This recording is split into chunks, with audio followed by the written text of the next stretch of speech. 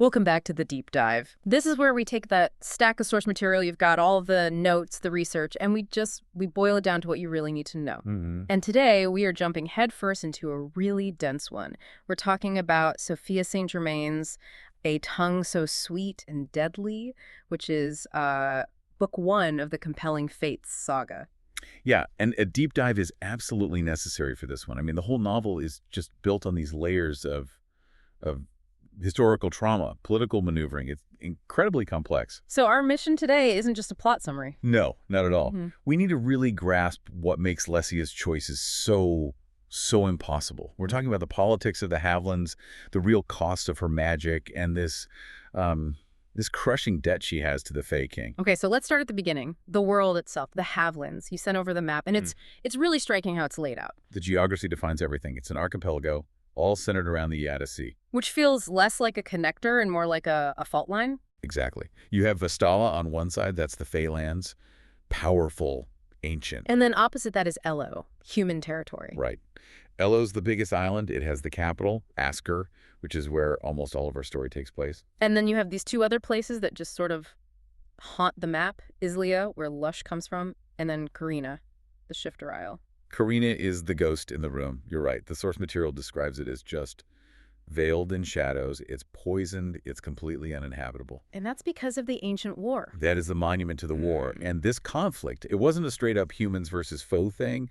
It was this devastating three-way betrayal. The Shifters from Karina, they played this long, insidious game. The classic Machiavellian move. Wait for your enemies to destroy each other. It was so much more brutal than that, though. It was like calculated annihilation. They spent years just manipulating events from the shadows, pushing the humans and Fae against each other until both sides were just completely broken. Depleted. Totally depleted, demoralized.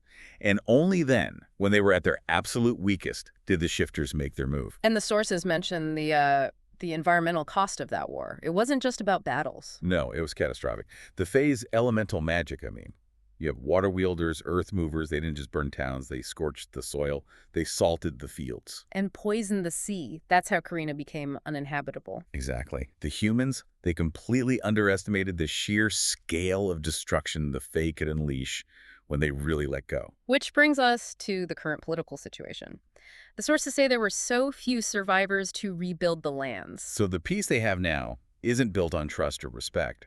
It's built on pure, desperate necessity. Like two wounded boxers just leaning on each other to stay upright. That's a perfect way to put it. This forced collaboration is the only reason anything got rebuilt. But that history, it just underpins this deep, raw mistrust that Lessia has to navigate every single day. You can feel the resentment. Oh yeah, the humans resent the Fae for the destruction their magic caused. The Fae, in their arrogance, look down on the humans for their clumsy military tactics. Every single interaction is colored by that grudge. Which makes Lessia Gildenberg's situation just a complete high-wire act. It really is.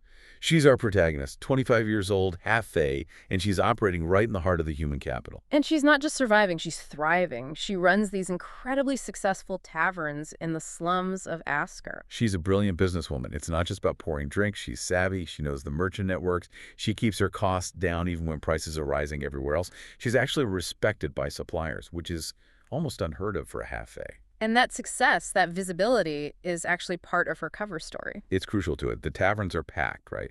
And they're packed with human soldiers and sailors, which is a key detail. Why is that so important? Because the narrative she projects, with the help of her friends, Soria and Peli, is one of just complete carelessness. Right, let's talk about them for a second. Soria and Peli, they're not just the sidekicks. No, they're active participants in the deception. Soria is the charmer, the witty one who keeps the soldiers distracted and happy at the bar. Peli is the meticulous organizer, managing everything behind the scenes so nobody notices Lessia slipping away. So they create this illusion of constant partying. Yeah. Drinking, bringing home partners. Exactly. A hedonistic lifestyle that keeps the human authorities, and especially the nosy nobles, from looking too closely at what she's really doing. Which is a profound act of defiance and incredibly dangerous. It is. Her true occupation is running a safe house. It's a hidden warehouse in Asker, and she's caring for a group of half-fae children. We get a few of their names: Ledger, Kalia. Harver, Fiona, yeah.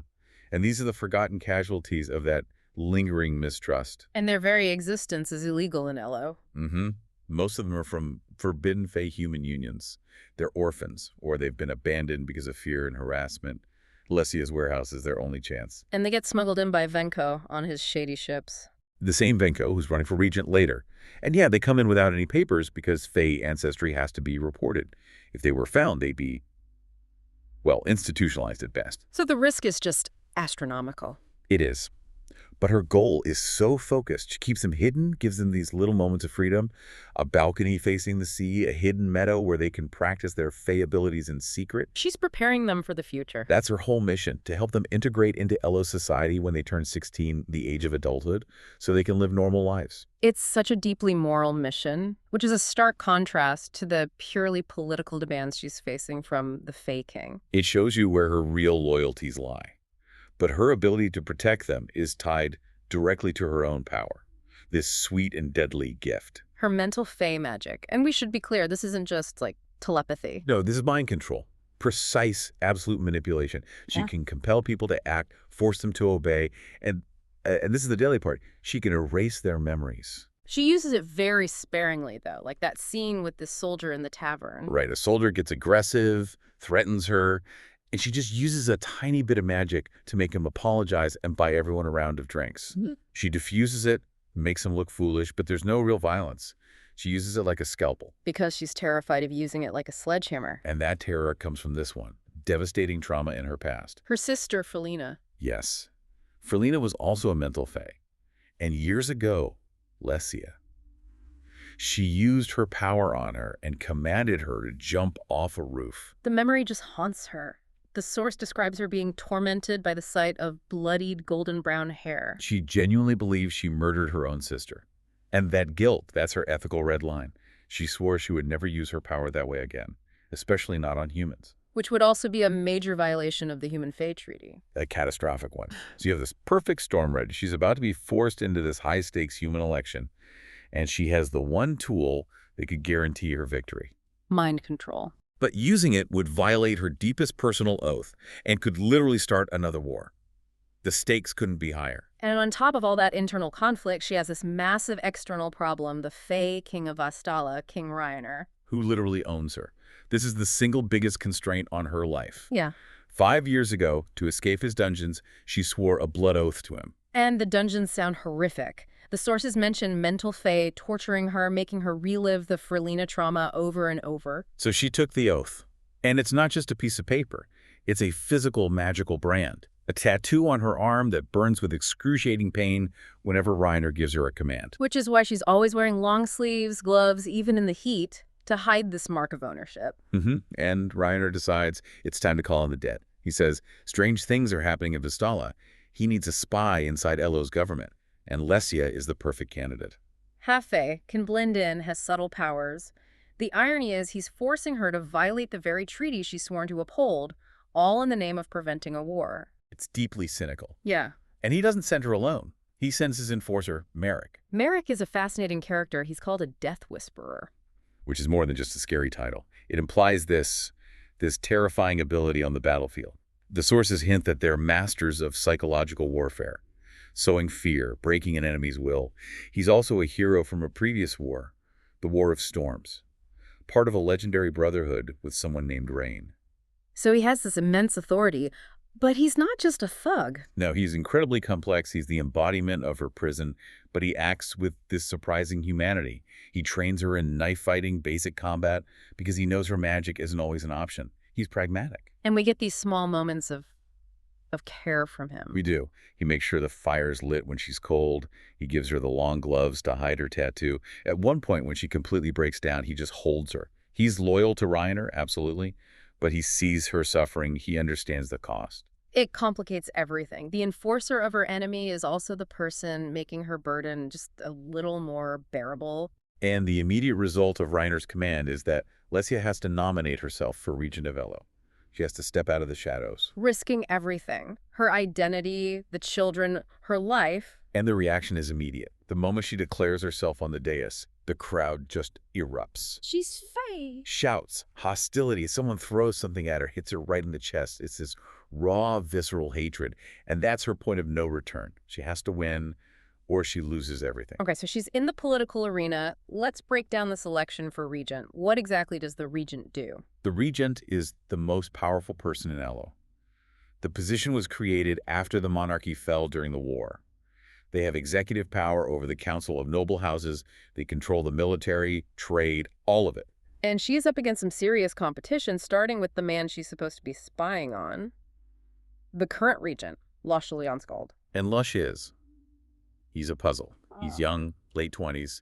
He's a bastard-born orphan from Isia, so he has no noble blood. Which should be a huge disadvantage. It is with the nobles, but he came up through the Navy, and he's incredibly popular with the common folk, the fishermen, the farmers.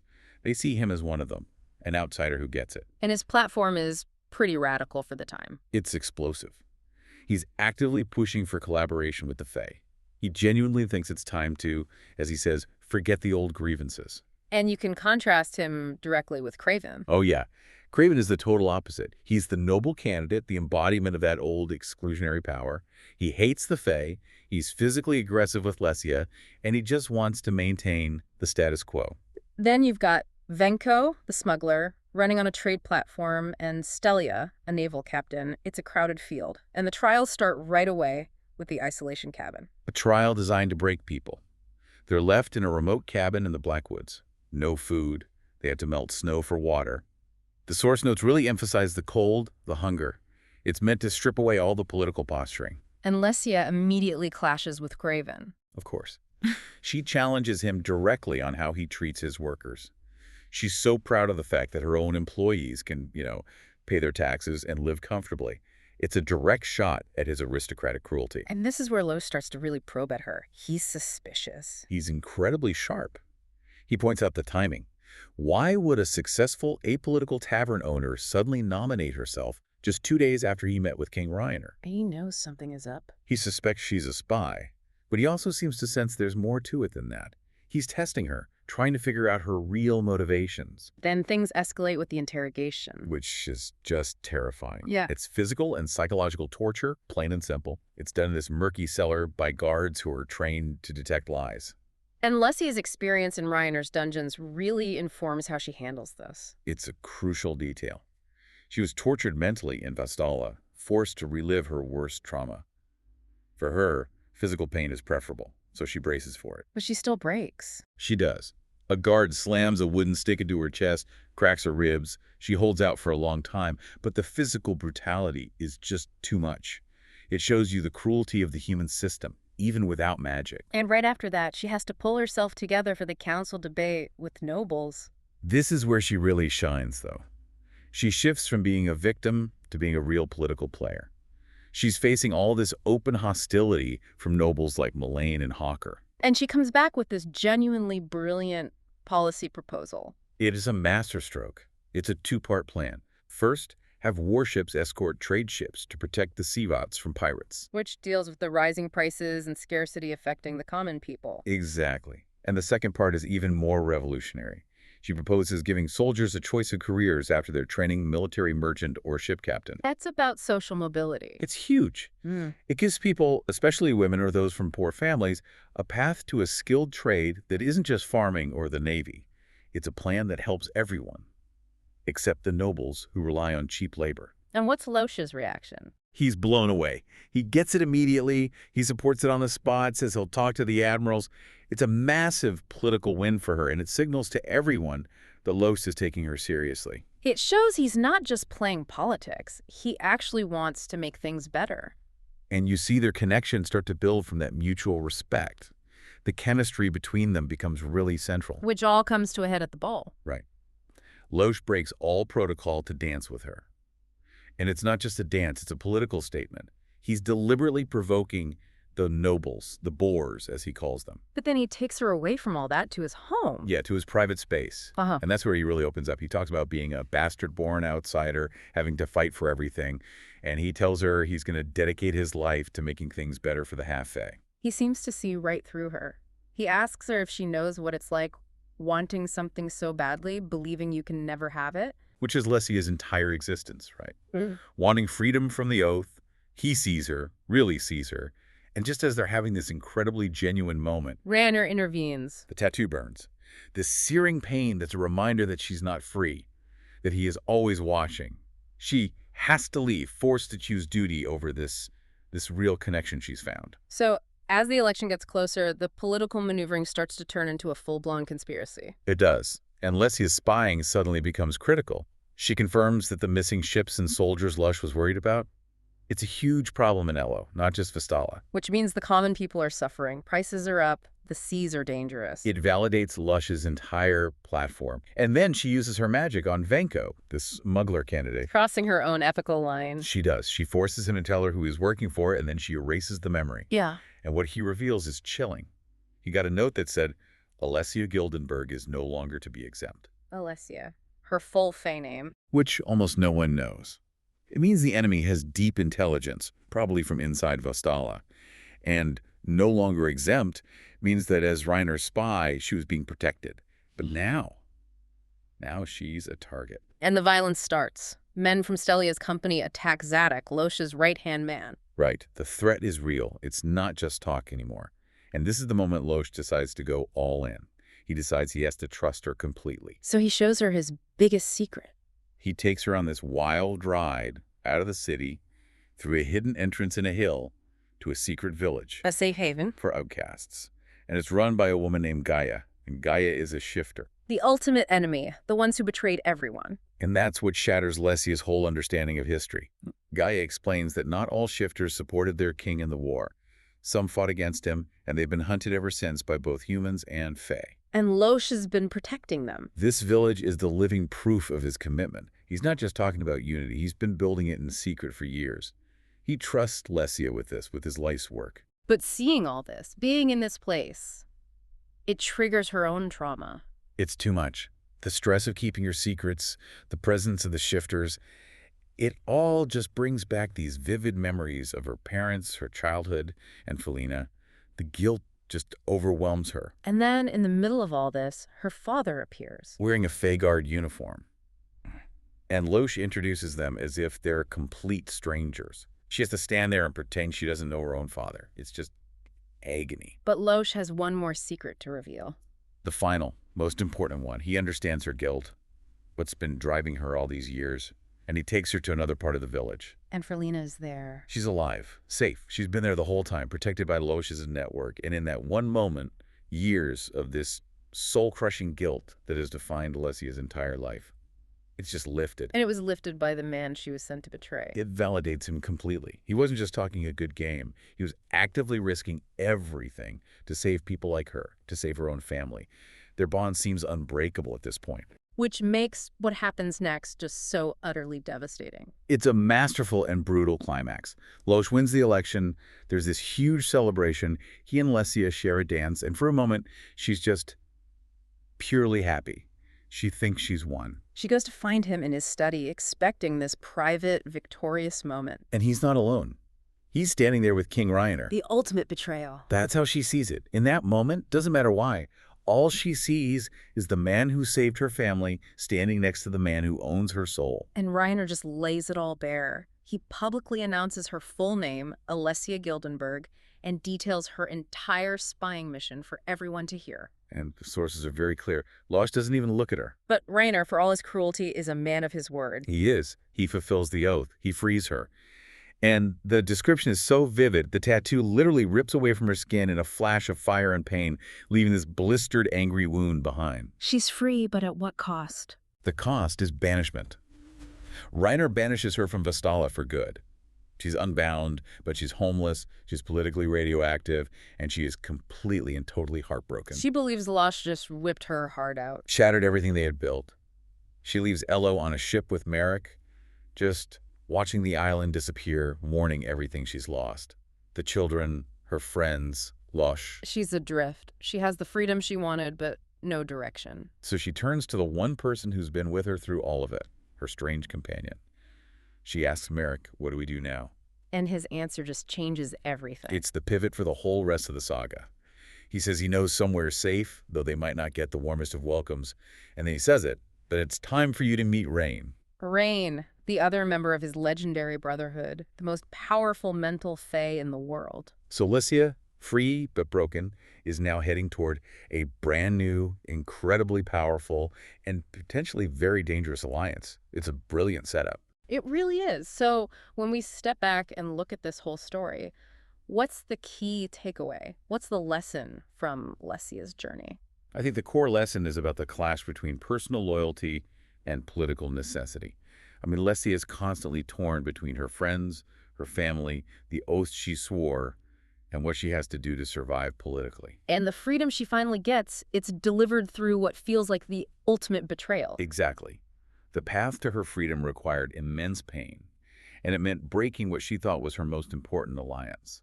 She had to be completely broken down to be truly set free. But there's just enough ambiguity there, isn't there? You have to wonder about Lush. We saw his commitment. He saved her sister. He ran the shifter village. Right, and that's the final question you have to ask yourself. Was it really a betrayal? Or was this entire public spectacle part of some larger necessary game that Reiner orchestrated? A game to free her. Think about it. The outcome was only good for Lycia. Reiner's public shaming and banishment fulfilled the oath and gave her absolute freedom from his control. It also protects Lush's secret network from any more Fae interference. So her family is safe. She's free. She's unbound, and she's heading toward an incredibly powerful new ally. Maybe the only thing that really died in that room was the blood oath itself, not the future they were all fighting for. She's now a free agent, ready for a much bigger fight. A fascinating possibility to end on. Thank you for walking us through that. A truly deep dive. Until the next one.